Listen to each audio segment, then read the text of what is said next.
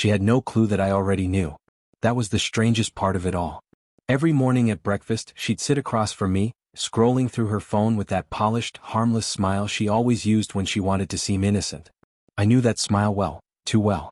It was the same one she flashed at me when we first started dating, and the same one she used while lying straight to my face. But I stayed quiet. For 3 long weeks, I carried the truth around like a weight pressing on my ribs. I knew everything: his name, the room they used, even the scent he preferred on her. She started wearing it home, that floral perfume I had told her I never liked. She brushed off my comment, saying, "It's growing on me." That was the first alarm bell I let ring without reacting. She assumed I still believed her late-night team deadlines, or her sudden passion for evening Pilates. But I had already seen the messages. I had already driven by the hotel and watched her walk in with him, fingers laced together like they had nothing to hide. I didn't confront her. Not right away. That was the real power I held: silence. In those weeks, I watched everything she did with a new lens. The slight pause before answering a simple question, the way her eyes darted to her phone whenever it buzzed, the guilty flutter in her expression when she kissed me goodnight. I pretended everything was normal. I cooked with her, asked about her day, even planned a romantic weekend trip. She didn't know I had arranged something else too, a meeting with a lawyer. On the same night she claimed she had an off-site with the team, I signed the papers. She came home late, tiptoeing into the room as if she could hide the lies she carried. She let out a quiet breath of relief, thinking she'd fooled me again. She had no idea her time was up.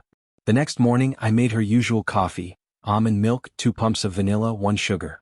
She walked into the kitchen wearing one of my shirts, acting like everything was perfect. Maybe in her mind it still was. Maybe she truly believed I'd never catch on. After breakfast, while she rinsed her cup at the sink, I finally spoke.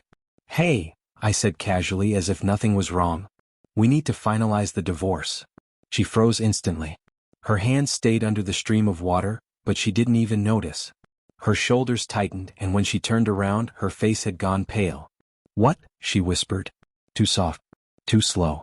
So I repeated myself firmly this time. "I've already contacted a lawyer. You'll get the paperwork soon." She blinked like she was trying to force her brain to catch up. "Why would you say that? Where is this coming from?" I didn't answer.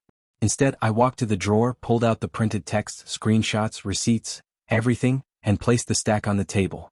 She didn't look immediately. Her eyes locked onto mine, hoping I'd explode so she could twist the story, cry, shout, or manipulate her way out of it. But I didn't give her the option. When she finally looked at the papers, the truth hit her like a punch. She picked them up slowly, hands shaking, flipping through the messages in which she called me dull, predictable, and claimed I'd never leave, even if I found out. That one hurt. Her lips parted, but no sound came out at first. Then she whispered, "I can explain." "No," I said quietly. "You really can't. And you don't need to." Everything she had kept together shattered.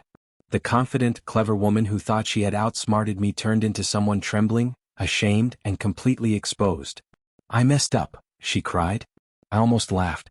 Forgetting a password is messing up. Burning a meal is messing up. What she did was a string of deliberate, selfish decisions.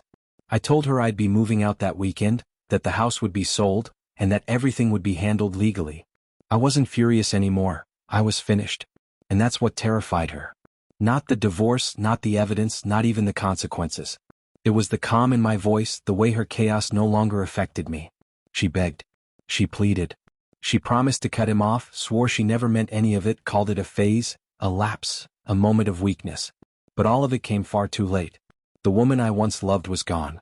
I left her kneeling on the kitchen floor, sobbing, calling my name. And as I walked out the door with only my keys and whatever dignity I had left, I felt something I hadn't felt in a long time.